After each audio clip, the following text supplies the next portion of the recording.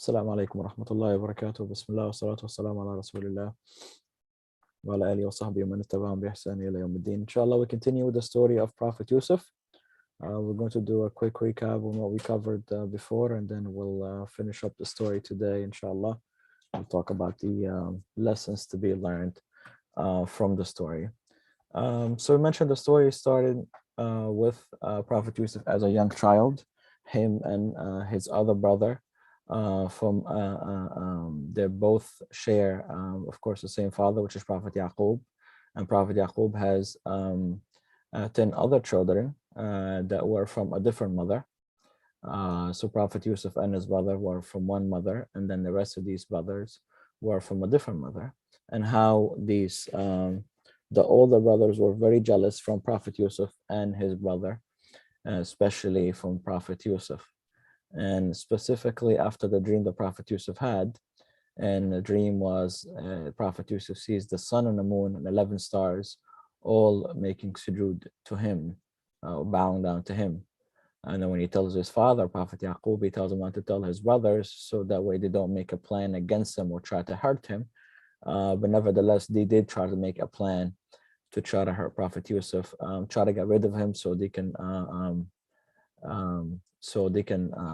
continue to receive the love or the be treated special. Then like they should be getting the more love and more attention by their father. That's how they felt about this. So that's what they were trying to get from Prophet Yusuf. I mean, from Prophet Yaqub, their father.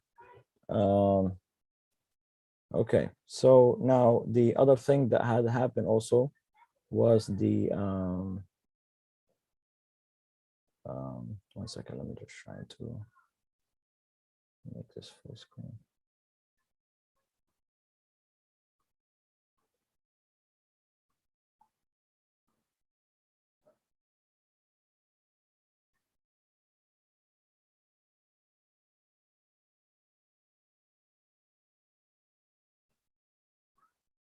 Okay, so anyway, so they made a plan, and the plan was to get rid of Prophet Yusuf. Some of them said, let's get rid of him by killing him. Some of them said, let's get rid of him by maybe taking him to a faraway land. One of the brothers had the idea, which throw him in a well and leave him there, and this should be sufficient. This will take care of the problem. So they go to Prophet Yaqub to ask him to let Yusuf go with them, because Prophet Yaqub would be protective over him and wouldn't let him go out with his older brothers. So they go and plead to their father so he can let them have the brother, Prophet Yusuf. And Prophet Yaqub says, no, I'm afraid for him and stuff. And he said, don't worry, we'll let him play and have fun, and we'll bring him back safely. You don't have to worry about nothing, we'll watch him and stuff. So he agreed after some pressure from them. They take him and go. Once they get by the well that they planned on throwing him in, they get together, they throw him inside the well, they take his shirt from him, and then they throw him inside. Once they throw him in, Prophet Yusuf is all alone. They take his shirt, they put some blood on it from an animal, so they can fake that Prophet Yusuf have been killed by a wolf, and to show their father that this what had happened, so they can prove their innocence. Of course, Prophet Yaqub became extremely sad, but he said, I turn to Allah and stuff. Now, passing by some people that were traveling by the well, they stopped by the well to get some water, and as they put down their bucket to get the water, they find this boy coming out, which was, of course, Prophet Yusuf. When they saw him, they thought to themselves, oh, maybe this could be of benefit for us. So they decided to keep him so they can sell him in the slave market. They take him with them until they arrive at the slave market. They try to sell Prophet Yusuf, and they sold him for a cheap price to the minister of Egypt. And when the minister of Egypt buys him, his intention was, maybe perhaps this could be a son for me and my wife. He didn't have children, it seemed. So he wanted him to be like a child for him, and he's still young. So he was raised up in the house of the minister. When Yusuf grew, Yusuf was extremely handsome. So the wife of the minister was attracted to Prophet Yusuf. So she became really irritable over this. She's wanting to make a move with Prophet Yusuf and to express her attraction to him. So she decided to do that one day. She closed the doors and she went to him and stuff. Prophet Yusuf, when she expressed what she expressed to him, he of course rejected that and fled from her. She goes after him. She pulls him, ripping his shirt from the back. At this time, the her husband, the minister, opens the door, and then he finds them in that position. And then she claims that Prophet Yusuf is the one who tried to attack her. The people who were with him were related to his wife. He said, check his shirt. If it's ripped from the front, then he's a liar and she's telling the truth. And if it's ripped from the back, then she's a liar and he's telling the truth. Because Prophet Yusuf said, I didn't do anything. She's the one who tried to attack me. So when the minister checked the back and he found that it was ripped from the back, and he said that, this obviously had to be you. It's not him. He didn't do anything. So they carried on. Nothing happened to Prophet Yusuf at this time. The people started talking about the wife of the minister, specifically women. So the wife of the minister made a plan against these women. She brought them all. She invited all of them to her house, and she gave each one of them. They were served fruit and knives, and she waited until it was time for them to start to cut these fruits, and she ordered for Prophet Yusuf to come out so they can see him, because they didn't know what he looked like. So they started, instead of cutting the fruit, they started hurting their own selves. They were not even paying attention because of the beauty of Prophet Yusuf. And then they said, this cannot be a human, this has to be an angel. And then she told them, you see, this is why I did what I did. I was attracted to him because he looks very beautiful and stuff. So anyway, and she told them that if he doesn't do what I ask him to do, he's going to be thrown in jail. And then his Prophet Yusuf said, I would prefer to be in jail than to do something that would anger Allah. At this time, the wife of the minister have decided. She goes to the minister and she speaks with him to put Yusuf in jail. So he orders Prophet Yusuf to be placed in jail, and Prophet Yusuf ends up going to jail. When he goes to jail, he ends up with two people in the same jail as him. And these guys, they see a dream, and each one of them, they come to Prophet Yusuf to try to interpret the dreams for them. And Allah had given Prophet Yusuf knowledge and wisdom that is able to interpret dreams. So he sees in a dream, one of them, that there is bread on top of his head and the birds are eating from it. So he tells Prophet Yusuf what he sees. Prophet Yusuf told him that you're going to be killed. That's what's going to happen to you. You're going to be executed. That's the ruling that you're going to be receiving, the punishment that you're going to get from the government. And the other one said, I see in a dream that I'm giving a drink to my employer. So he said to him, this means you're going to be freed. You're going to come out very soon, and then you're going to go back to your old job. So soon enough, the man that saw the birds were eating from his head was crucified, was killed. And the man that the Prophet Yusuf said that you're going to get out soon, and he got out shortly after that. And Prophet Yusuf told him before he left, he said, mention me to your master to try to investigate my case, because I didn't do anything. So he forgot, until one day the dream, and Prophet Yusuf stayed in jail for a few years after this. After this last person got out, Prophet Yusuf remained in jail for a few years. During that time, the king saw a dream, and in his dream, there were seven healthy cows eating seven skinny cows, and seven green grains eating seven dry grains, right? And he did not understand what that dream meant, so he started asking around his advisors and the people who work for him if anybody can interpret that dream for him. And he said, that sounds like just a regular dream. We cannot really interpret this. It doesn't have any interpretation. So the minister, the king, was insisting to try to find out what the dream meant. until this, yeah, so he started asking around until this young man who was with Prophet Yusuf in the jail heard that the king was trying to find somebody to interpret that dream for him. So he remembered Prophet Yusuf. So he goes back to Prophet Yusuf and asks him, tell us the meaning of this dream. Prophet Yusuf is told about the dream of the king.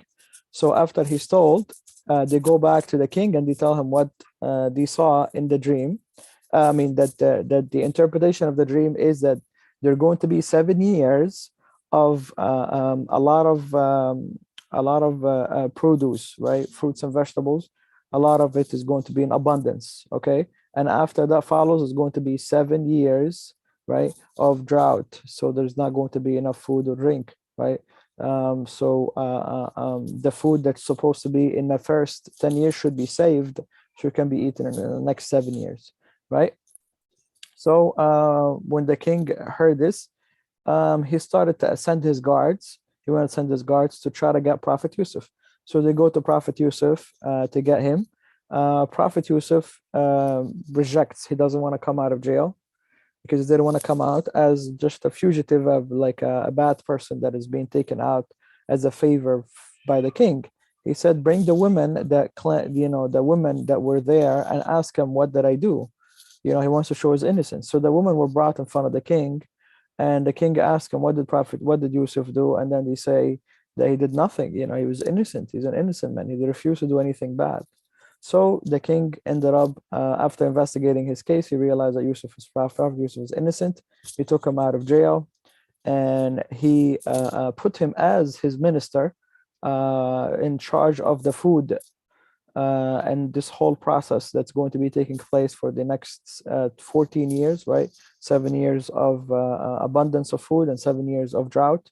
So Prophet Yusuf ended up being in charge of that, making sure that everybody's doing their job, making sure that the storing of the food is happening correctly, the distribution of food is happening correctly. And then comes in the drought, the years of the drought, and now the grains and the fruits and the vegetables, everything is drying up, and people are not really having enough food to eat. So now this comes a time where the saved food is very important. From among the people who were hit with this calamity was Prophet Yaqub and his children. So Prophet Yaqub sent his children to the land of Egypt where Prophet Yusuf is to try to get food. Now, he doesn't know, of course, the Prophet Yusuf is there. He just sending them to the land of Egypt because there is food there. So they go there to try to buy some food. So they come here. Prophet Yusuf recognizes their brothers. Once they come in, they end up purchasing the food, and then they go back. Once they go back, Prophet Yusuf asked them when they were there. Of course, he did not tell them that this was Yusuf, that he is their brother. But he just carried along as the minister and asked him, do you guys have another brother? They said yes. He said, if you bring him next time, I'll give you guys more share of food. So they go to their father and try to plead to their father to try to give them their other brother, the brother of Prophet Yusuf that was also favored by Prophet Yaqub, whom the brothers also plotted or wanted to plot against. So they plead to Prophet Yaqub, but Prophet Yaqub doesn't want to. He said, I'm not going to let you take him and do to him what you did to Yusuf. Right? He said, don't worry, we're not going to do anything. We're just going to get the food and come back. So anyway, he ended up agreeing. So they go to Prophet Yusuf. Okay. And this is where we ended up last time. So they end up going back. They go to Prophet Yusuf. They all come. Prophet Yusuf treats them well. He gives them all the food that they needed. And then Prophet Yusuf told his brother that I am your brother. He told him secretly that I am your brother. I am Yusuf, right? And he made a plan. He made a plot, Prophet Yusuf, to keep his brother. What was the plan? He told one of his soldiers to put the one of the precious metals of the king, a precious cup of the king, to place it in the belongings of his brother, right? And they send them on their way. And once the brothers are getting ready to leave, the soldiers come to stop them and say, wait, the cup of the king is missing. We have to find it, right? So they look for it. They can't find it until they find it in the brothers' belongings. So Prophet Yusuf orders for him to be arrested because he stole something. Of course, he didn't steal it. Prophet Yusuf planned it inside there so he can keep him. So the brothers pleaded to him, asking him, please let him go, or take any one of us instead of him. He said, I can't take anybody except the one. This is unjust for me to take somebody else who didn't do the crime.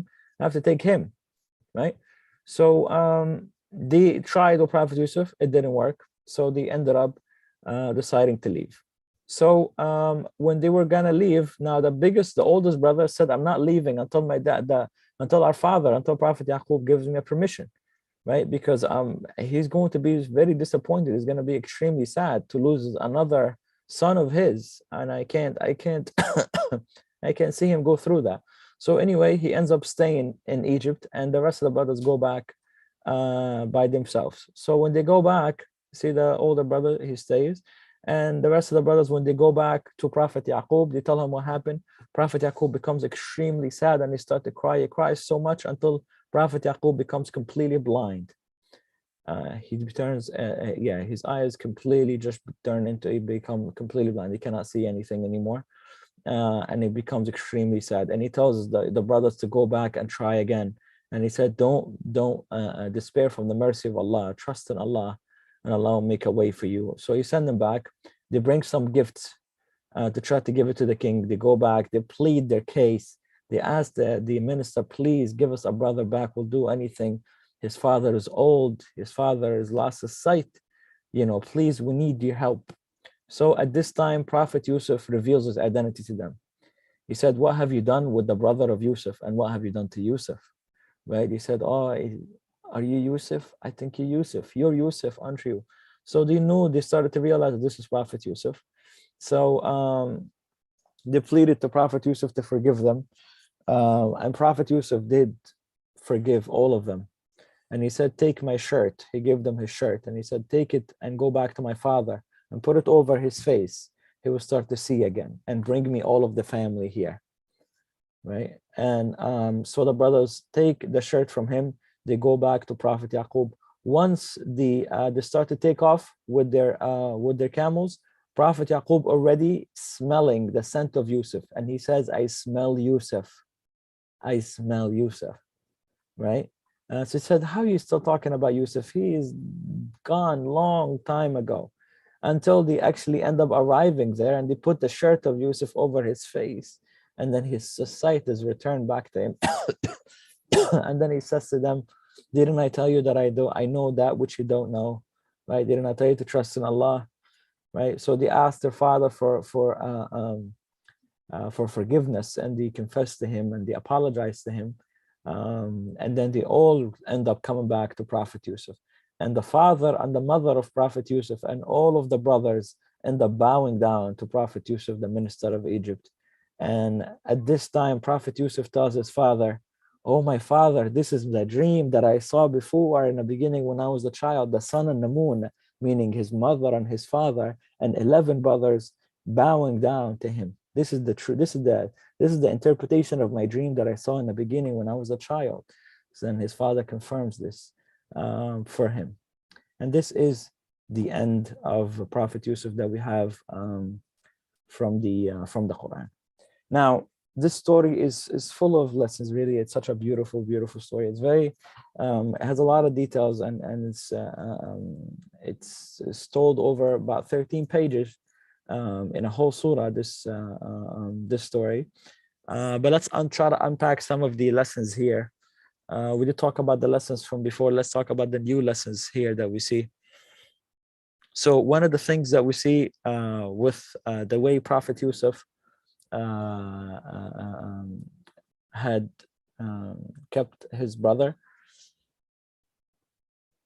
the way Prophet Yusuf forgave his brothers when they returned back to him, that shows us the forgiveness. Like, even though they wronged them very much, like they tried to kill him, and that was his own blood, that's his own brothers. They tried to kill him, but yet this did not make him cruel like them, or try to try to get even with them, or hurt them, or do anything like that. But he just completely forgave them because he's seeking the forgiveness of Allah himself. He wants to do good and he wants to be a good servant of Allah. So he's letting this, that's why Allah said in the Quran, forgive, don't you like Allah to forgive you, right? So just like we wrong people all the time, so forgiving people that wrong us is a beautiful thing. We'll learn here from Prophet Yusuf. Even Prophet Yaqub, when his children return back to him and confess to their wrongdoings, he forgives them. He forgives them. And they hurt him so much, they hurt him so much. They made him lose Yusuf for so many years, but he forgave them. He forgave everything, right? Also, you see here that the outcome of this whole thing, how Allah put Yusuf through the test, right? And when Prophet Yusuf stood firm on the path of Allah, refused to follow the lady and refused to do the haram, Allah elevated him and put him in a high position, to the point that his father and his mother and all of his brothers are bowing down to him. He's such a special individual. Allah is honoring him in such a high status like that. Also, we see that the conviction that Prophet Yaqub has in Allah, when Prophet Yaqub lost, the brothers came back and tell him that we lost your other son, he didn't give up and he didn't despair. He trusted in Allah, right? And he told them, go back and look for them again. Go back and don't lose hope. Don't lose hope in Allah, right? Everything is in the hands of Allah. He didn't give up, even though he lost. He became completely blind from the sadness, out of being hurt. There's also another thing. Just because we're sad doesn't mean we're objecting to what test Allah is putting us through. We can be sad and we're still content to whatever Allah gives us, right? But we're sad. We're just sad for the thing that is happening. Prophet Yaqub was sad for what is happening to him, but in the same, he even though he's sad, he's not objecting to Allah. He's just sad about losing his beloved, which is Prophet Yusuf, and then later on his other son. So at the end here, we see the outcome of everything, the generosity of Prophet Yusuf. Prophet Yusuf is sticking by and doing the right thing every single time he was faced with a decision. What had happened at the end? Did Allah honor him, right? Or was he degraded? Allah honored him. Allah honored him. Even though there was bumpy road, he ended up going to jail for something he didn't even do. But at the end, look at this. At the end, Prophet Yusuf was honored by Allah. And Prophet Yusuf was honored by Allah.